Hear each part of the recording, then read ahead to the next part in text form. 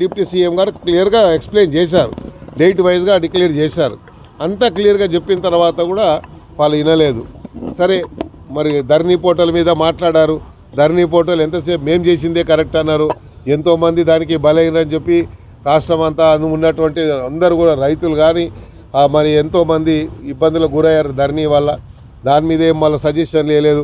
మేము చెప్పే ఒక కుందేలకు మూడే కాళ్ళు ఉంటాయంటే మూడే ఉండాలని, మేము పట్టుకున్న కోడికి ఒకటే కాళ్ళు ఉందంటే ఒకటే కాళ్ళు ఉందని, ఇవన్నీ కూడా కుంటి వ్యవస్థలు చేశారు తప్ప మరి నిర్మాణాత్మకంగా వాళ్ళు ఎక్కడ కూడా వివరించలేదు. అది చాలా దురదృష్టకరం. వాళ్ళ పార్టీకే అది ఇదవుతుంది. అదేవిధంగా నాకు అవకాశం వచ్చినప్పుడు నేను మాట్లాడుతుంటే వాళ్ళు మాట్లాడిన భాషకే నేను అలా మాట్లాడాల్సి వచ్చింది తప్ప వేరే ఏం లేదు. అందుకనే ఈ సభలో అందరి యొక్క గౌరవం, ఎందుకంటే సభ అనేది, శాసనసభ అనేది కస్టోడియన్ ఎవరు అంటే స్పీకర్ గారు, దాని కస్టోడియన్.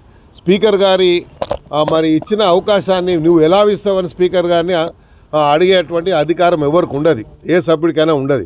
మాట్లాడే అధికారం స్పీకర్ గారు ఇచ్చినప్పుడు స్పీకర్ గారికి అధికారం ఉంది కాబట్టి ఇచ్చారు. ఆ అధికారాన్ని ఆయన నాకు అవకాశం ఇచ్చారు కాబట్టి అవకాశాన్ని సద్వినియోగం చేసుకొని హైదరాబాద్ ప్రజల యొక్క వాణిని అందులో వినిపించాలని ప్రయత్నం చేశాను.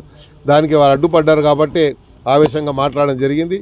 దానికి మరి ఒకసారి కూడా నేను చెప్తా ఉన్నాను, ఇలాంటి వ్యవహారం మీరు చేయకూడదు.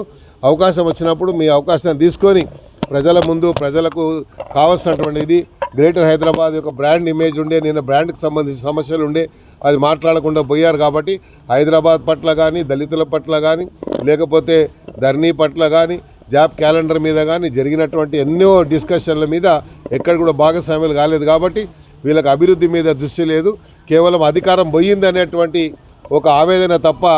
అధికారం ఉంటుంది, పోతుంది, కానీ అభివృద్ధి అనేది నిరంతరం కొనసాగేటువంటి ప్రక్రియ. ఆ ప్రక్రియని మీరు ఆపేటువంటి కుట్ర చేశారు కాబట్టి మేము అలా మాట్లాడాలి.